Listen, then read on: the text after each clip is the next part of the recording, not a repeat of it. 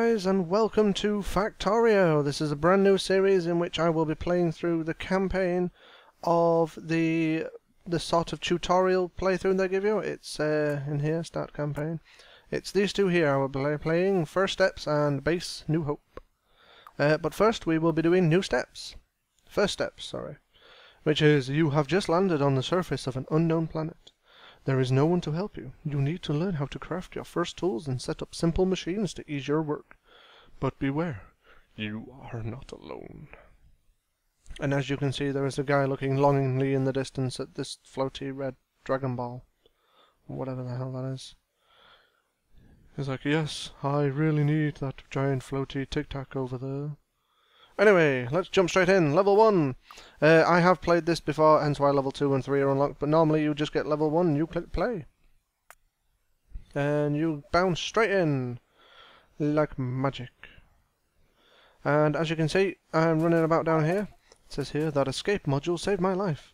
I am afraid the others were not so lucky. ... Does that mean he ate them? And then you obviously get, at the minute with this being a tutorial thing, you get lots of orange stupid boxes that pause the game just to tell you something really obvious, like you can always find the current objective in this window. That one right there. That right there. Yep, can't miss it. Big and it's bloody flashing. But the character I am running around as has a bright yellow helmet on. He is the experimental update guy, the unstable version. As that's the version I am using because it's got some nice fun features in like gates and things. Whereas if you use the stable version, you get someone that looks in blue that I'm pretty sure is a woman. This guy's definitely a dude, without a doubt. Either that is the most fugly woman in gaming history. But as you can see, bright yellow helmet. You know what's safe against monster with big claws? Bright yellow helmet. Safety first. Okay then. So it wants us to run over here to this large shipwreck, as it's the only thing with anything in, as you can see just up here, where the screen's flickering and going crazy. It says large shipwreck with 8, what looks like trays inside. And it says inventories on the left, and if I hold down shift and left click, I will take everything over. I can use left mouse to pick things up, and right mouse halves the amount that you have. So if I wanted to store half in there, boom, store half in there. But I don't want to. It says, there's nothing else here. I'll have to make some simple tools myself. Really? There looks like there's quite a lot in there. I can at least see some glass, mate. I mean, worst comes, I'm pretty sure you can burn it. Okay. Wants us to open our character GUI, graphical user interface, by pressing E.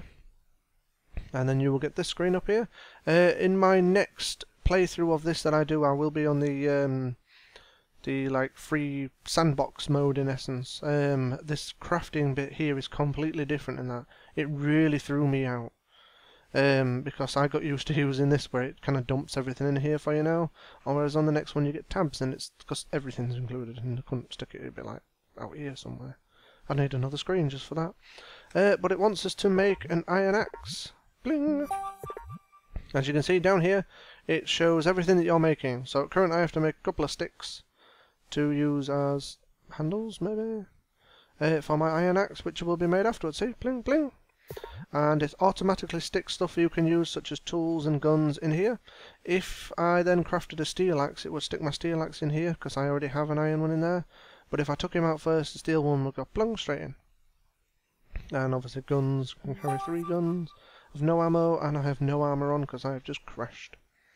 Okay. But that little timer, you see the little clock, the 0.5 after it is how long in seconds it will take. So that will take half a second to make. And these I can't make, they're in red, because I need to be made in a stone furnace, a steel furnace, or an electric furnace for those. Okay, hover over it to tell us how many is in it. Yada yada yada, whoop-de-doo. So it says there's 50 in this one. I will now show you why you really need an iron pick for anything. Hold right click to mine. As you can see, he's got this wooden stick in his hand and he's going, give me some iron, give me some iron, give me some iron, come on ants, give me some iron. And that orange bar at the bottom is really slowly going up. And if I say, calm down mate, use a pick. Not only does he now start beating it with that stick, because that does not look like a pick to me. I'll stand this way just so you can see. See, it still does not look like a pick. Not at all. But he is mining way faster. I will take this to 10. 7, 8, 9. See, I'm good at counting. 10. And I will get 10 pieces of stone. 1, 2, 3. And then I'm also going to get 5 pieces of coal, and that should be everything you need for this level.